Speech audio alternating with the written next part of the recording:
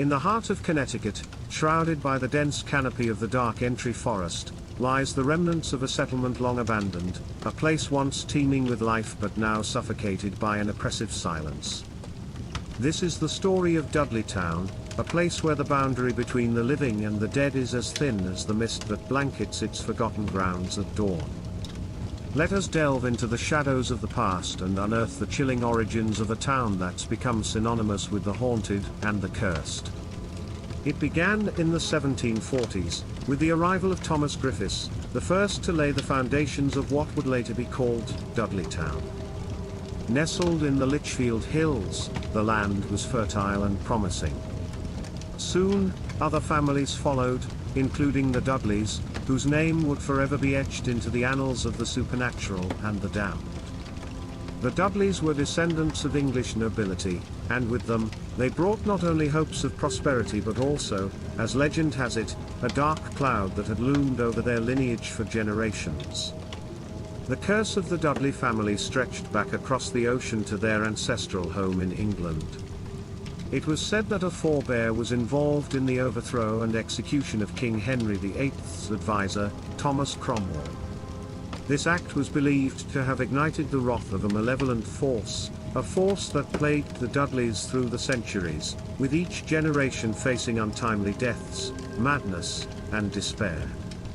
As the settlers of Dudleytown cleared the land and built their homes, life initially flourished.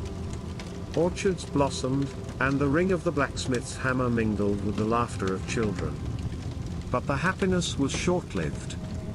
A series of tragedies began to befall the residents. Crops failed, livestock perished, and a strange pall fell over the land.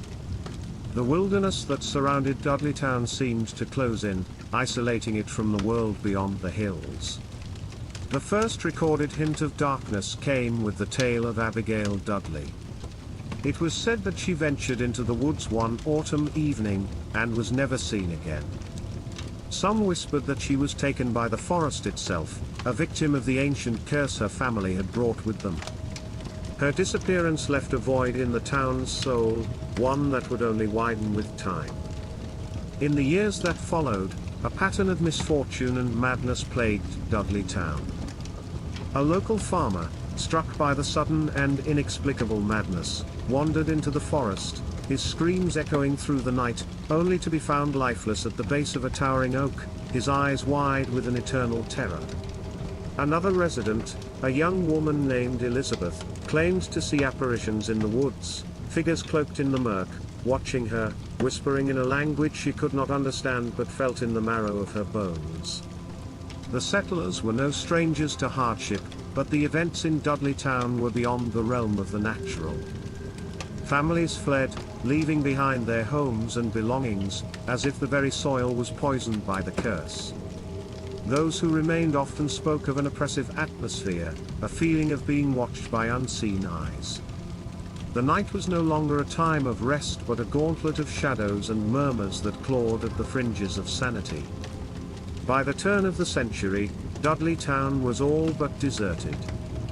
The forest reclaimed the land, swallowing the remnants of the settlement. Only a few brave souls dared to stay, but they too eventually succumbed to the curse. One such resident was General Herman Swift, a man of war who knew no fear, yet it was here, in the supposed peace of his retirement, that he met his doom. His wife was struck by lightning in their own home, an event that unraveled his mind until he too vanished into the woods, a broken shell of the man he once was. Dudleytown became a cautionary tale, a ghost town in the truest sense. The legend of the curse grew with each passing year, fed by the accounts of those who dared to visit the ruins. They spoke of an unnatural stillness, of the sensation of being suffocated by the air itself, of the feeling that the land was alive with the memories of its tragic past. The spectral tales of Dudleytown continue to captivate the curious and the thrill-seekers. Is it the curse of the Dudleys that haunts this place, or is it simply the land mourning its forgotten children? Or perhaps, there's something older, something that predates the settlers, lying dormant in the earth, waiting for the unsuspecting to tread upon its ground. Whether it's the curse of a disgraced family or the land itself that harbors these restless spirits, the origin of Dudleytown's haunting remains shrouded in mystery. But one thing remains clear: the darkness that descended upon this place is as dense as the forest that now guards its silence. And for those who seek the thrill of the unknown, remember, some stories are better left untold, some truths better left unearthed. For in the quiet of the night, in the shadow of the trees, the spirits of Dudleytown still whisper their tales of woe to those who dare listen. Within this macabre tapestry of Dudleytown's history, there lies the meticulous account of one wealthy couple who sought solitude and escape within the town's enigmatic embrace. Their names have been lost to time, but not their story, a narrative woven with the finest threads of dread and despair that clung to the very fabric of Dudleytown. This couple, hailing from a bustling city far removed from the silence of the Litchfield Hills, sought to build their dream home amidst the rolling landscapes that Dudleytown offered. They constructed a grand house, a testament to their wealth and status, with windows that caught the sunlight and walls that held laughter and dreams. It was to be their sanctuary, a place where the troubles of the outside world could not reach. But as their first winter settled in, a creeping unease took root within the walls of their home.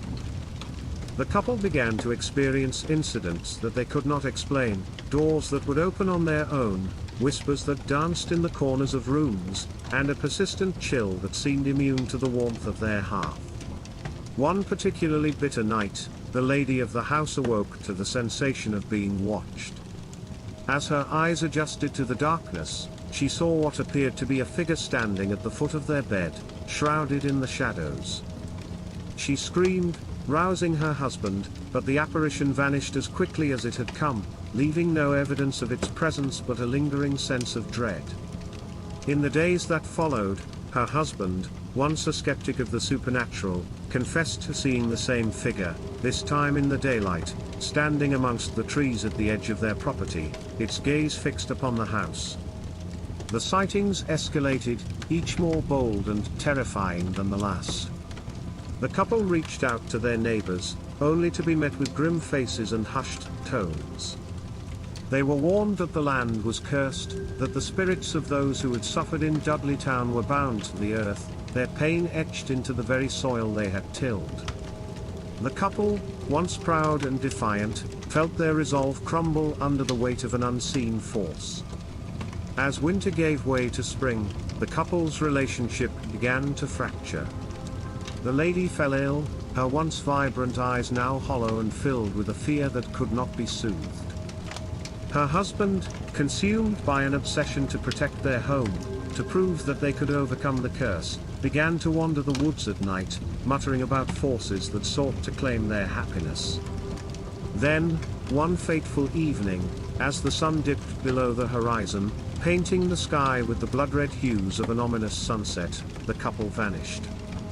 Their home stood silent, a lavish tombstone marking the memory of their existence. No trace of them was ever found, save for two sets of footprints that led into the forest, only to be swallowed by the wilderness that had witnessed their torment. Their story became another thread in the tapestry of Dudleytown's curse, a meticulous reminder of the town's power to draw in and consume those who dared to defy its legacy. Their home fell into disrepair, the laughter and dreams it once held now replaced with the whispers of what could have been, echoes of a couple who sought peace but found only the haunting embrace of Dudleytown.